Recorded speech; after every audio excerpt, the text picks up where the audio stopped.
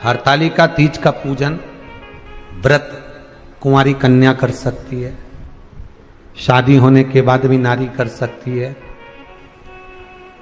अंतिम अवस्था तक प्राण छूटे तब तक हरतालिका तीज का व्रत नहीं छोड़ना चाहिए। एक व्रत हमेशा याद रखो, एक एकादशी और एक हरतालिका। हाँ, इतना जरूर है, ज्यादा शरीर बेकार हो गया, बुढ़ापा आ गया, शरीर नहीं साथ दे रहा, तो कुछ फल खा लो, कुछ चाय दूध जूस आप लेकर कर लो। इतना भी नहीं बने, शरीर बहुत ही बेकार हो गया, तो आप एक समय फल का फलहार धारण कर लो, ठीक है। पर हरतालिका व्रत करने वाली माताएं भले उद्यापन कर दे तो उस व्रत को थोड़ा हल्का कर लो। उद्यापन करा मतलब तुमने व्रत को हल्का कर लिया, थोड़ा हल्का कर सकते।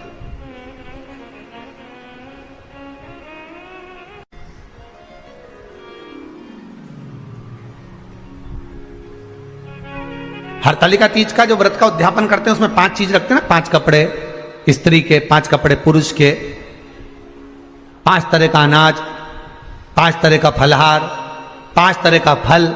तो 5 तरह का जो फल रखाता है हरतालिका तीज के उद्यापन में, दुनिया के लोग उस 5 तरह के फल को केला गिन ले, पपीता गिन ले, मौसम्बी गिन ले और अनार गिन ले, संतरा गिन ले, सब कुछ गिन लेते हैं, पर उस 5 तरह के फल में धतूरे को नहीं गिनते। पर शिव कथा में वर्णन आता है, हरतालिका तीज के उद्यापन में लिखा हुआ है, सबसे पहले 5 फल अगर गिनना है तो उसमें पहले धतूरे को गिनो, क्योंकि शंकर को वो प्रिय होता है, शंकर उसको स्वीकार कर लेता है। और धतूरा शंकर भगवान को क्यों चढ़ाया जाता है उसका प्रसंग आपको पहले भी कहा, आज फिर कहते हैं। धतूरा जब हम भगवान शंकर को समर्पित करते हैं तो हमारा कोई कार्य अटक रहा होता है, जिस कार्य को बार बार एग्जाम में बैठे हो, बार बार परेशान हो रहा है, बार बार इंटरव्यू देने जा रहे, नहीं हो रहा, एक बार धतूरे को हृदय से, भगवान को प्रेम से, करुणा सागर मेरे शंकर को दिल से एक बार वो धतूरा भगवान से विनती कर कर उसको चढ़ाओ तो सही, भगवान तुम्हारा कार्य सफल कर देगा। पर दिल से चढ़ाना, हृदय। हरतालिका तीज की पूजन करने वाले को चाहिए कि बालू का, मिट्टी का शिवलिंग बनाना चाहिए।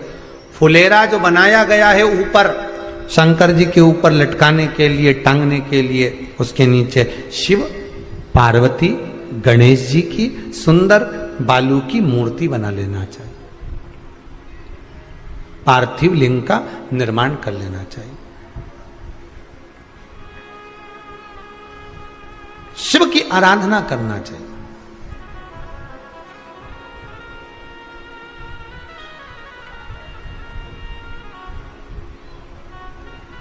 जो फल आपके पास में हो शंकर को समर्पित करना चाहिए, पूजन करना चाहिए, आराधना करो। सबसे पहली पूजन हरतालिका तीज की प्रदोष काल के अंतर्गत हो जाना चाहिए, शाम के समय पर।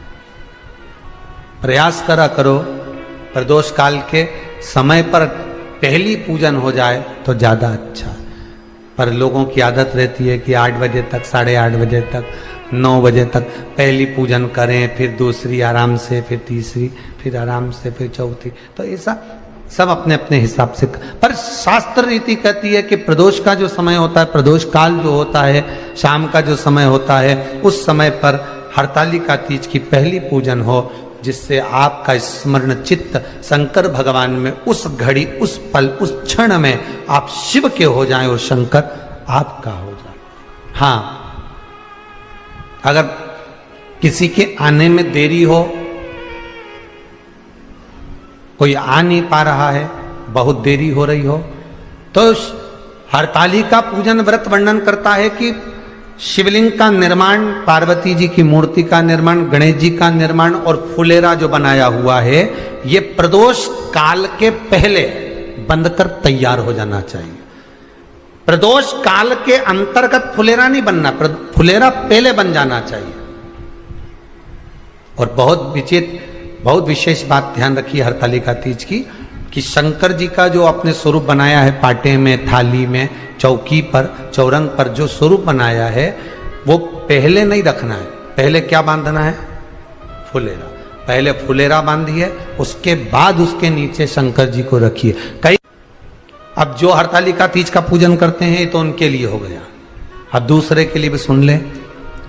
जो नारी हरतालिका तीज का पूजन नहीं करती, व्रत नहीं करती, साधना नहीं करती, उसके लिए भी कहा गया कि आप अगर ये व्रत नहीं करते हो तो एक कार्य जरूर करना, कहीं पर फुलेरा बंधा हो, हरतालिका की पूजन हो रही हो, 5 मिनट 10 मिनट निकालकर अपने आसपास के किसी पौधे में से पत्तियां लेकर या पुष्प लेकर, 5 वृक्ष की पत्ती या 5 वृक्ष के पुष्प लेकर शंकर भगवान को जब पूजन हो रही हो, 5 मिनट माताएं जब पूजन कर रही हों, तब आप भी उस पुष्प को, उस पत्तियों को शंकर को समर्पित कर सकते हो। ये नहीं चढ़ा सकते तो 5 फल नहीं चढ़ा सकते तो 5 कुछ भी पुष्प आदि का शिव को समर्पित करो।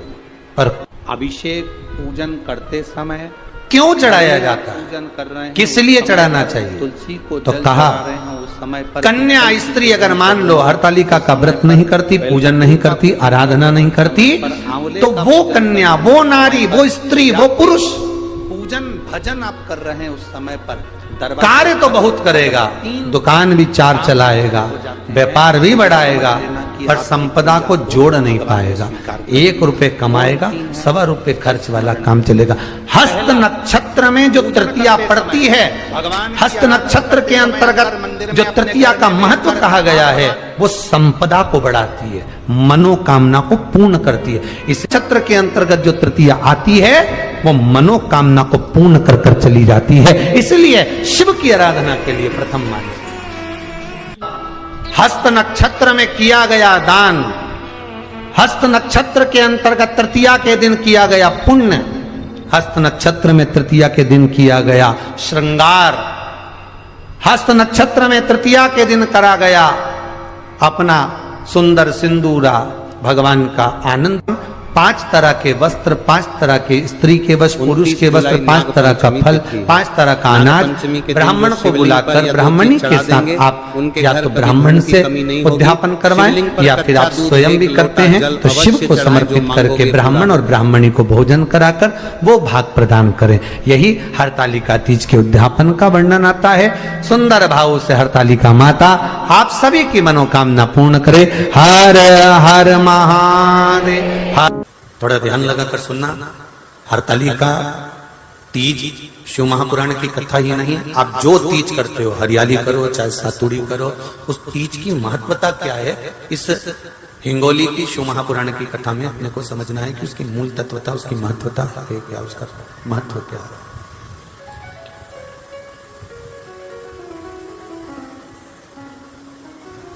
भगवान ब्रह्मा, भगवान विष्णु और भगवान शिव,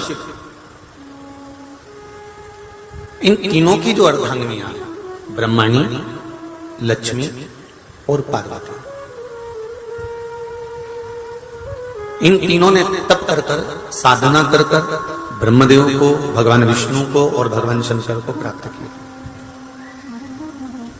और तीनों ने प्राप्त कर कर तीनों देवताओं से वर मांगा कि वर हमको ऐसा दीजिए कि हमारे तप साधना का फल नारी को तीज के दिन प्राप्त हो जाए। अब देखिए जरा, एक ही व्रत से, एक ही उपवास से उसको संपूर्ण तप साधना का फल प्राप्त हो रहा है, संपूर्ण तप साधना का फल उसको मिल रहा है मात्र एक व्रत से। केवल एक व्रत कर रहे हैं, संपूर्ण तप साधना का फल उसको प्राप्त हो रहा है। ऐसा कोई व्रत, ऐसी कोई साधना, ऐसा कोई शंभो शरण पड़ी मांगो दया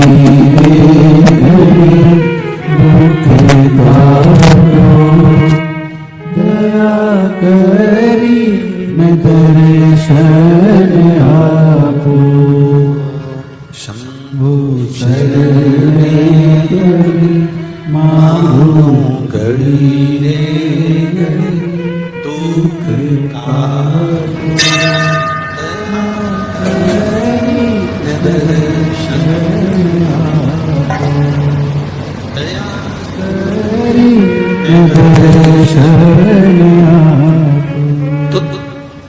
ब्रह्माणी ने ब्रह्मदेव से मांगा, लक्ष्मी जी ने भगवान विष्णु से मांगा, पार्वती जी ने भगवान शिव से मांगा कि ऐसा वर दे दीजिए जिस वर से एक ही व्रत करने से संपूर्ण फल की प्राप्ति हो जाए, संपूर्ण फल मिल जाए। ऐसा एक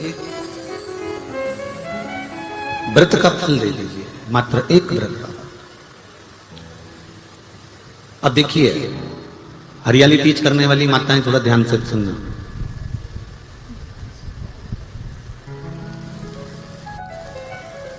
हरियाली तीज जब माताएं करती हैं तो एक हरियाली तीज, एक गणगौर की तीज, ये दो तीज के व्रत ऐसे होते हैं जिसमें जब माताएं करती हैं तो उस समय पर उमा, ब्रह्मणी और लक्ष्मी, इन तीनों की आराधना का फल उसको केवल एक व्रत से प्राप्त हो जाता है। अब देखिए दूसरा सातुड़ी तीज।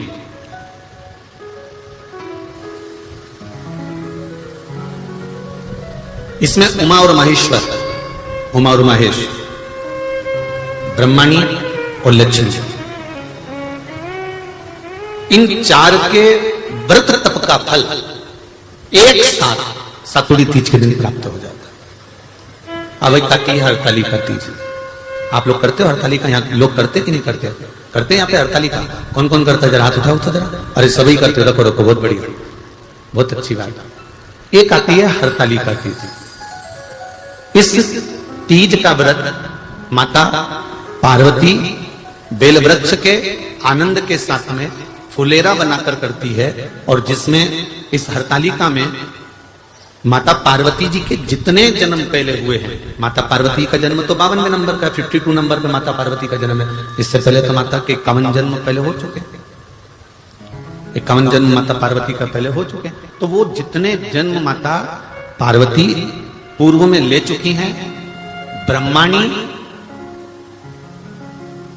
जितनी बार ब्रह्मदेव के साथ में विराजमान हो चुकी हैं, इंद्राणी जितनी बार इंद्र के साथ विराजमान हो चुकी हैं, और लक्ष्मी चाहे वो राधा के रूप में हो, चाहे वो रुक्मणी के रूप में हो, चाहे वो सतभामा के रूप में हो, चाहे वो यमुना के रूप में हो, चाहे वो गंगा के रूप में हो, जितनी बार माता लक्ष्मी ने रूप धारण करे हैं वो सब रूप में, और माता पार्वती अपने सारे रूप में, ब्रह्मणी अपने सारे रूप में, लक्ष्मी अपने सारे रूप में इस हरतालिका तीज के व्रत को करने के लिए आतुर रहती हैं। और इस व्रत को कर कर एक दिन में ही संपूर्ण विश्व का जितना तप है, साधना है, उपवास है, सबका फल एक साथ एकत्रित कर लेती हैं केवल एक व्रत में, हरतालिका तीज। अब एक बात ध्यान से सुनिएगा, सारे व्रत, आपका अगर स्वास्थ्य खराब हो गया तो आप व्रत छोड़ सकते हो। जितने भी व्रत आप लोग कर रहे हैं पूर्व के, सोमवार, मंगलवार, एकादशी, छठ, पंचमी, चतुर्थी, अगर आपका स्वास्थ्य खराब है तो आप उस व्रत को छोड़ सकते हो, सारे व्रत को छोड़ सकते हो। पर तीज का जो व्रत होता है, हरतालिका जो व्रत होता है, ये व्रत एक बार लेने के बाद जब प्राण छूटते हैं तभी ये व्रत समाप्त होता है, अन्यथा बीच में ये व्रत समाप्त नहीं। ये व्रत समाप्त होता ही नहीं।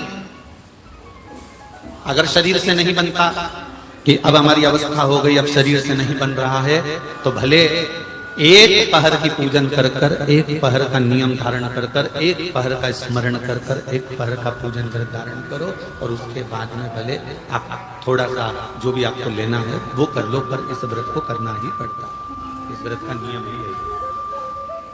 इस व्रत पार्वती मैं तुम्हें प्राप्त हुआ हूं, यह हरतालिका तीज के व्रत का फल है।